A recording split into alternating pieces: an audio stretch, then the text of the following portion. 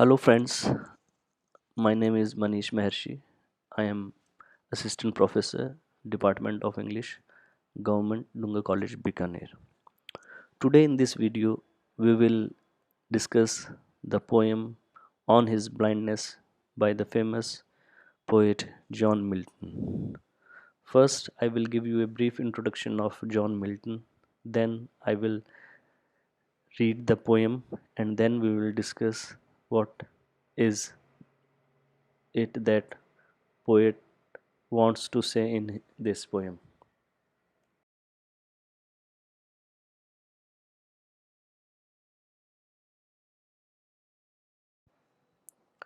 John Milton, born on 9th December 1608 and died on 8th November 1674, was an English poet, polemicist, man of letters, and a civil servant for the Commonwealth of England under Oliver Cromwell.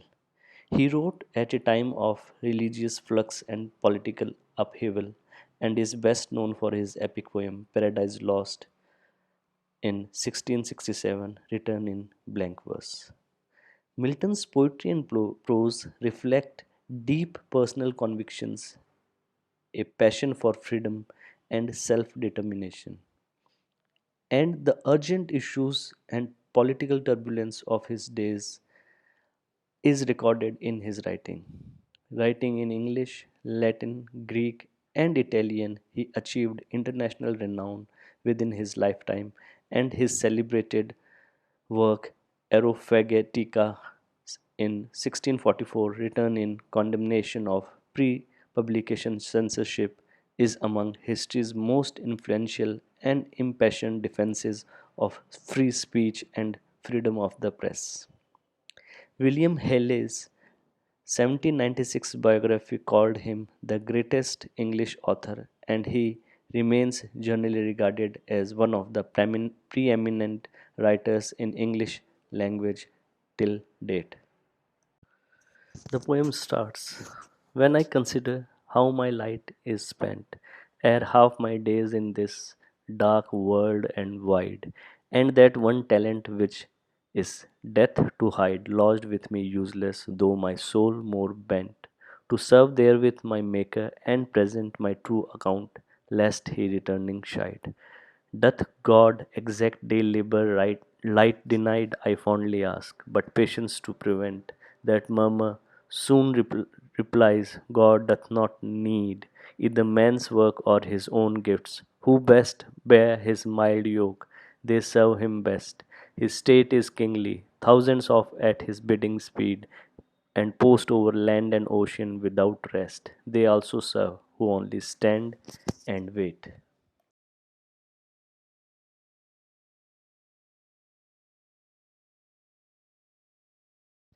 John Milton, the writer of the only epic in English, has composed 18 sonnets in English and 6 in Latin.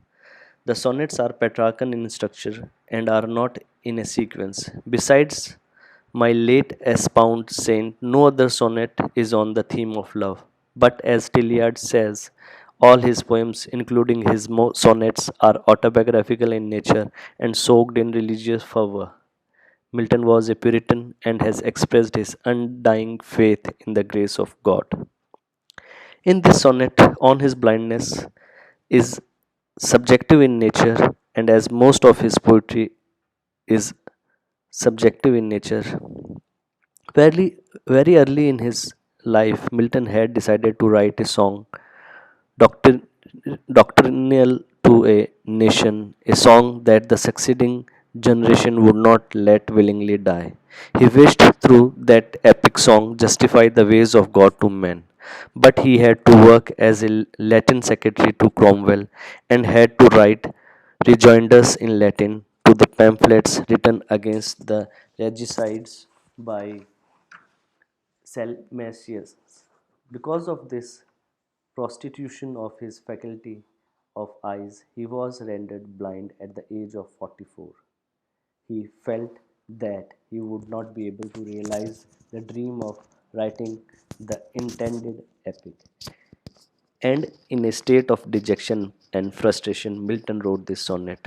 on his blindness. This sonnet is an example of Milton's extraordinary command over language and the technique of writing poetry. It is also evidence of his remarkable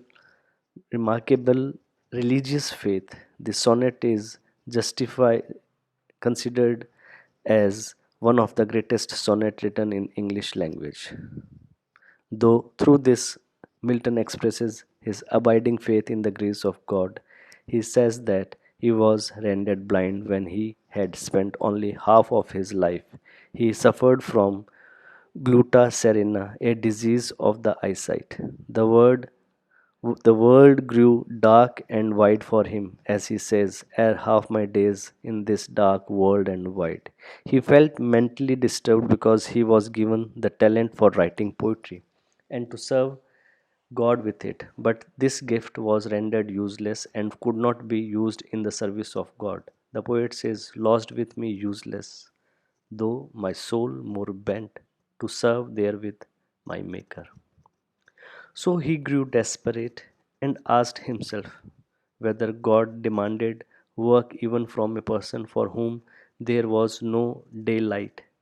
Thus, in the octave, Milton represents his frustration and problem. But patience came to help him and said him that God did not need man's service or a return gift that he had bestowed upon man. As Milton writes, God doth not need either man's work or his own gifts. Who best bear his mild yoke, they serve him best. Milton alluded to the teachings of the Bible in this sonnet. He borrows the parable of the talents from the Bible.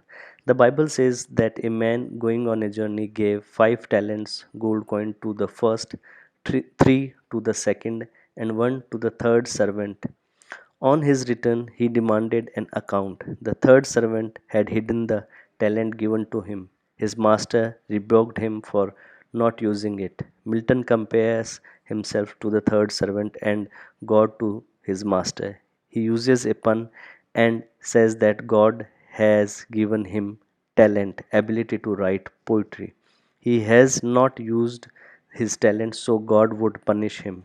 He refers to the biblical injunction which says, night cometh when no man can work. He says that for him it is perpetual night, so that God would not ask him to work.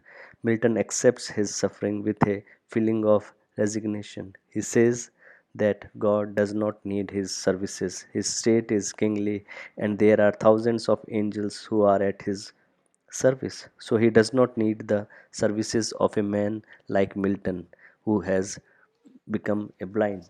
And in this state, Milton writes, they also serve who only stand and wait. But the poem is still an expression of great mental agony because the poet is unhappy on account of his inability to write the epic. This poem is written in a lucid and clear style, but sometimes the syntax is Latinized. Example when he says he returning shites. The poem is an expression of Puritan feelings of the poet. He believes that the ways of God are just. Human beings should feel satisfied with their fortunes and should not complain about the downs in their life. In order to please God, it is not necessary to do anything. People who are willing to accept their misfortune patiently are true servants of God. So the poem contains a religious message and didactic in nature. It reveals the personality of the poet. It is a Petrarchan sonnet, and the rhyme scheme of the sonnet is A B B A C D D C E F G E F G.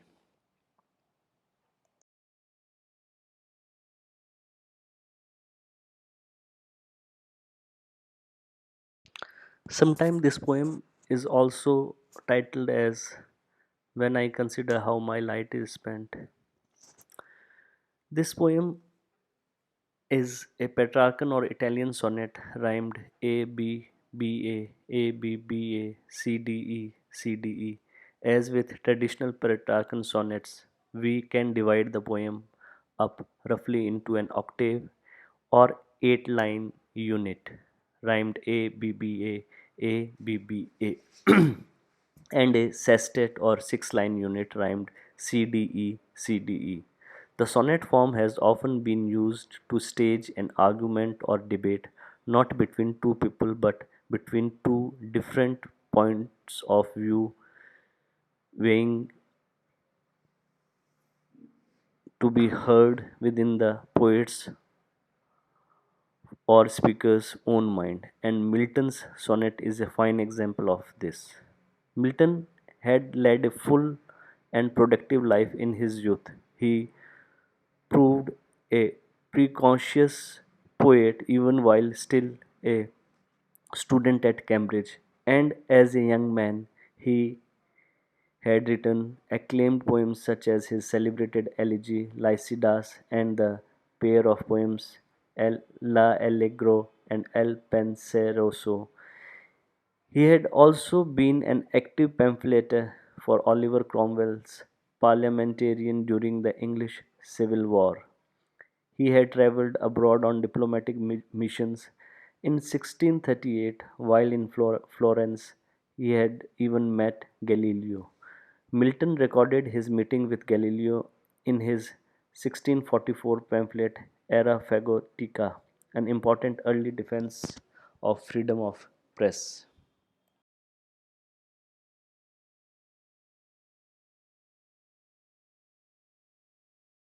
The poet starts the poem with when, thus he introduces his idea in the very beginning.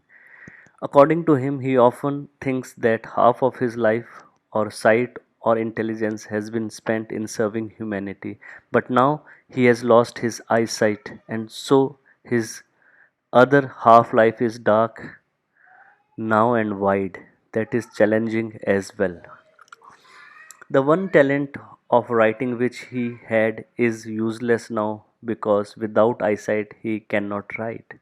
Thus, it is just a load for the God that has been bestowed on him. The poet laments over the loss of his eyesight and wonders what this talent mean for him now, as without eyesight he cannot use it. In the next four lines, the lament of the poet turns into desire and wonder. He says that he desired to serve his maker, but because of this blindness he cannot do so. He wonders if God still wants to serve him in spite of the fact that his sight is gone. The poet says that this foolish thought often haunts him. In the third stanza, remaining 8 lines, the poet says that when such foolish thoughts come into his mind, the patience at once comes to reply that the work of men does not please God, but the